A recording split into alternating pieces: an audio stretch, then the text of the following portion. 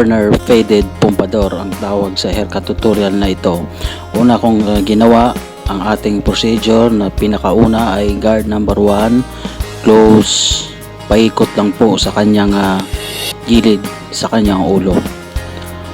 At ang sumunod ay guard 0.5, close with combination, no guard, adjust the lever ng sagad sa gitna at pantay.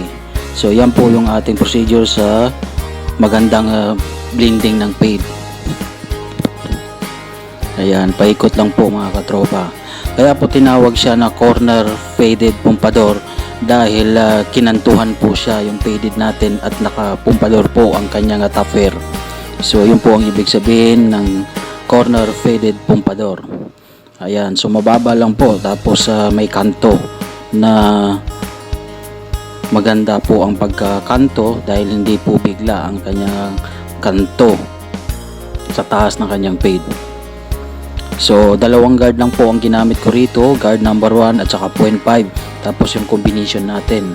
So ngayon hatiin natin sa gilid yung kanyang buhok, yung top hair at saka yung sa gilid para i-trim natin na bigyan natin ng konting kanto, yung hindi gaano kantong-kanto, yung dahan-dahan lang po yung pag-angat kumbaga. Pero panoorin nyo kung nakikita nyo sa video ay talagang kanto po siya, pero maganda po yung pagkakanto dahil may pagkabilog. Paikot lang po ang ating prosesong ganyan. So pitik-pitik lang po ang ating pag-trim para hindi po siya dumiretso sa taas. So yan po yung ating corner faded pompadour, corner faded kumbaga. Paikot lang po yan mga katropa. Timing lang po ang pag-trim natin gamit ang ating clipper over comb. Ayan, pagpag tayo para matanggal yung mga buhok na napagputulan. So next mga katropa ay gumamit po ako ng detailer para bigyan po siya ng curve patilya. So cute lang po yung patilya niya.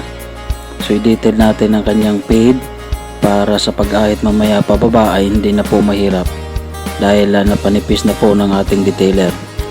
Ayan. So gayahin lang po sa kabila. Ayan.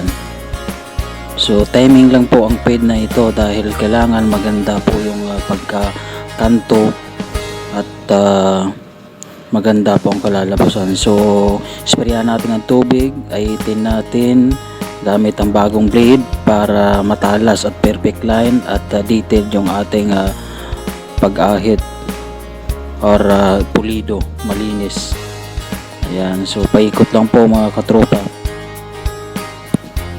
Ayan, so, tingnan lang ninyo mga katropa ang aking pag-ahit.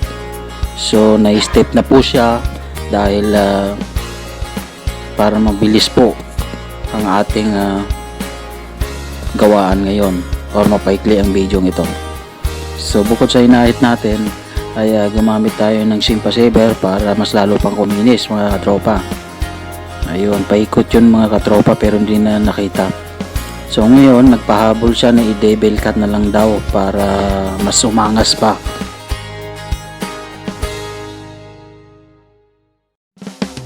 So i-square lang po yung ating shape line sa noo para hindi gaano angat. Ayan. So bagay lang po natin yung kanyang shape line sa noo, yung hindi po masyadong lumaki. Control po para cute at bumagay sa kanyang fade. Ayan. So ayitin natin ng pulido para maangas. Ayan po.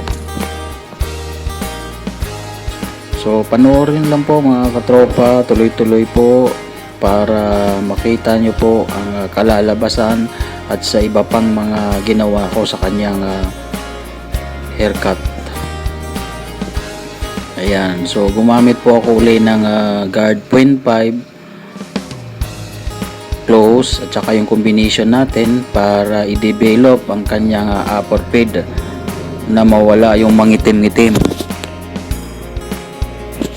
sa taas ng kanyang fade para maganda yung blending papunta sa kanyang kanto na hindi siya biglang mangitim. Maganda po yung reflection ng kanyang blending. Ayan, paikot lang po ang ating procedure na yan. Ayan, so nakuha natin yung mga dark spot.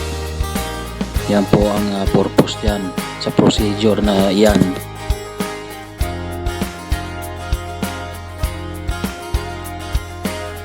0.5 guard close, tapos yung combination natin na no guard, adjust ang blade ng sagad sa gitna at pantay. Ayan, tapos gumamit tayo uli ng detailer para i-detail natin yung mga naglinya-linya na galing sa ahit ng labaha para mabura na po at ma-plain siya. So nakita nyo mga katropa na kumanto siya, pero hindi yung kantong matulis kundi kantong pabilog. Ayan, so okay na. Ngayon gamamit tayo ng scissor, gunting para i-trim natin, tanggalin natin, gupitin natin yung mga nakausling buhok para maganda tignan at maayos at malinis.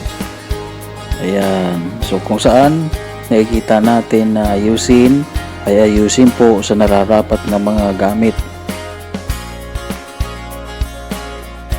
Ganun lang po, tuloy natin yung scissor overcomb natin na pagtitrim para yung kanyang kanto ay medyo ma-plain at maganda na po yung pagka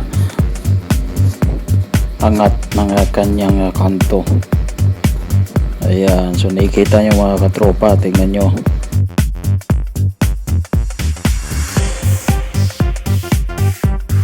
Tuloy-tuloy lang po sa panood mga katropa para sa mga iba pang ginagawa ko sa video ito.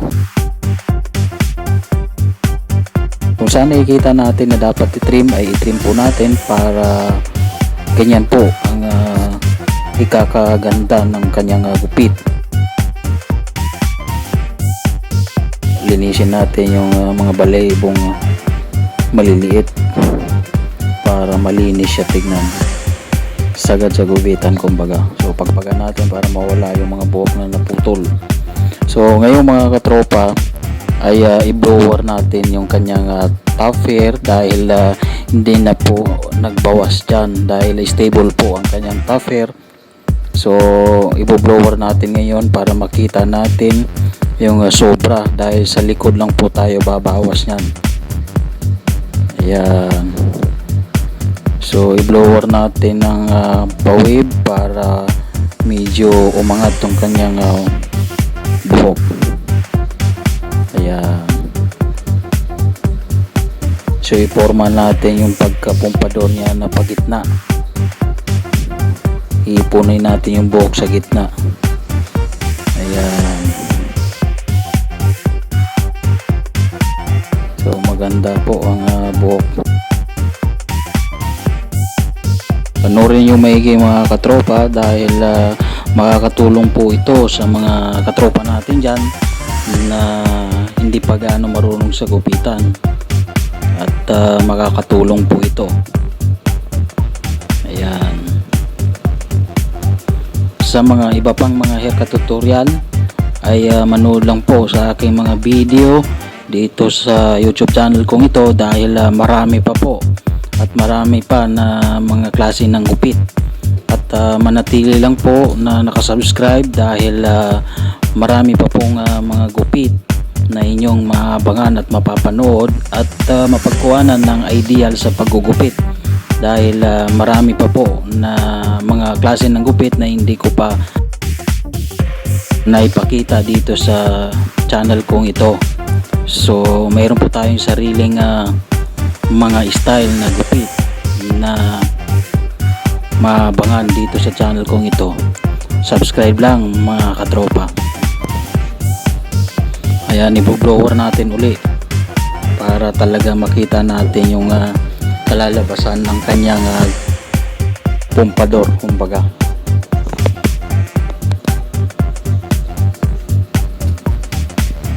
So ngayon ilagay natin yung ating clay dough para ma-hold ang kanyang long hair para sa pumpador. So simple lang ang gamit ko mga katropa, hindi na kailangan yung mga iba pang produkto sa pag-groom. Ang mahalaga rito ay nakikita nyo ang ating target na gupit. Bawat pangalan ng gupit ay may makita nyo kung ano ba talaga yung ganong gupit. Tulad nito na corner faded pumpador. Ayan. So i-blower natin uli para malusaw yung clay dough at hindi mamuo-muo at magka-wet locking ang kanyang buhok. So i-groom natin, i-style natin yung kanyang buhok, yung kanyang long hair side by side. Ayusin natin yan para may forma natin na maayos, at saka lalabas yung mga buhok na hindi na kailangan at ulitin nating i-trim para sa mas lalo pang ikaangas ng gupit na ito. So ayan na, ipumpador natin pagitna para makuha natin yung ating pangalan ng kanyang gupit. So ayan na po ang kanyang gupit. So sana mga katropa, marami kayong natutunan sa haircut tutorial kong ito na tinatawag na corner faded pumpador. So sana po mga katropa, suportahan nyo po ang aking YouTube channel, paki-subscribe lang po at pindutin lamang po ang notification bell para updated kayo sa mga bago kong upload. So muli, ako po ay nag-iiwan sa inyo ng maraming salamat po sa inyong lahat mga katropa.